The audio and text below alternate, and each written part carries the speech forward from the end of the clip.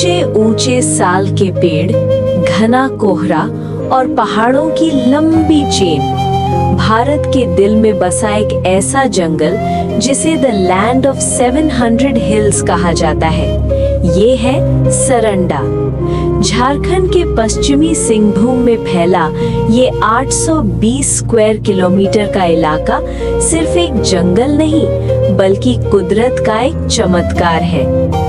हाथियों का झुंड, रंगीन चिड़िया और पुराने पेड़। यहाँ की मिट्टी इतनी लाल है कि इसे आयरन ओर का घर कहा जाता है, लेकिन ऊपर की हरियाली बेहद घनी है। इतनी घनी कि सूरज की रोशनी भी जमीन तक मुश्किल से पहुंचती है। वाइल्ड लाइफ, एलिफेंट्स यानी हाथी कॉरिडोर, लेपर्ड्स, वाइल्ड बोर्स और कई रेयर बर्ड्स। साल के अलावा महुआ, कुसुम और अर्जुन के पेड़। यहाँ की मिट्टी में आयरन की मात्रा ज्यादा होने से पेड़ों की मजबूती। हो और मुंडा जनजाति के गांव, मिट्टी के घर और उनका पारंपरिक नृत्य। सरंडा सिर्फ पेड़ों से नहीं, लोगों से बनता है।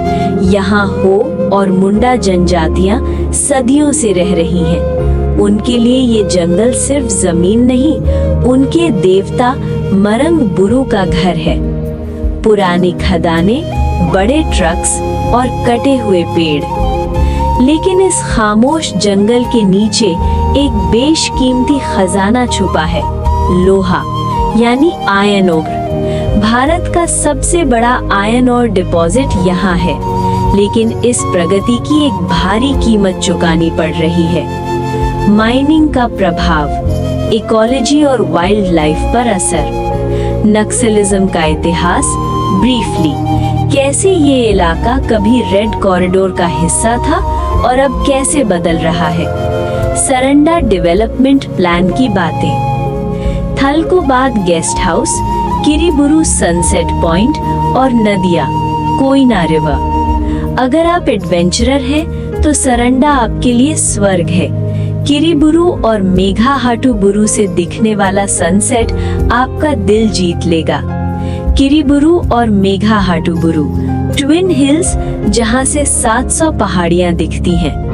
थलकोबाद जंगल के बीच में। सरंडा हमारी विरासत है। ये सिर्फ झारखंड का नहीं, पूरे देश का फेफड़ा, लंग्स है। इसकी हिफाजत ही हमारा भविष्य है।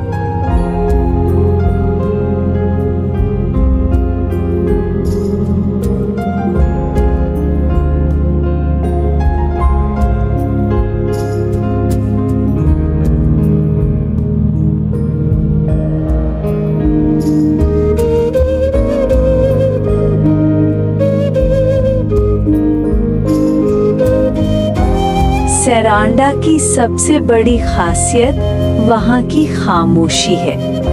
अगर आप जंगल के बीच खड़े हों तो आपको अपनी ही सांस लेने की आवाज सुनाई देगी।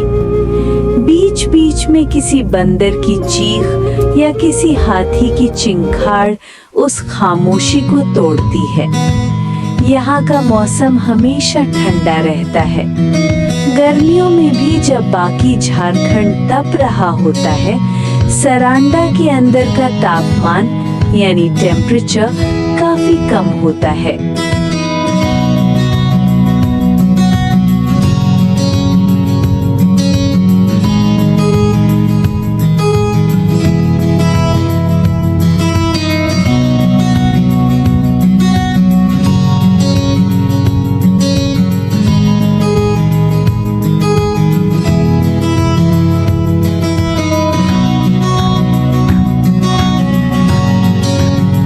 सरंडा के कुछ हिस्से इतने घने हैं कि उन्हें डार्क फॉरेस्ट कहा जाता है।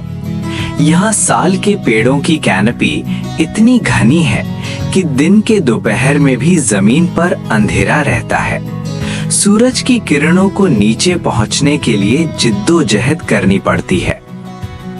मिट्टी का लाल होना और इसका जादू। यहाँ की मिट्टी का रंग गहरा लाल, डीप रेड है। इस मिट्टी में आयरन ओर की मात्रा इतनी ज्यादा है कि यहाँ के पत्थर भी भारी होते हैं।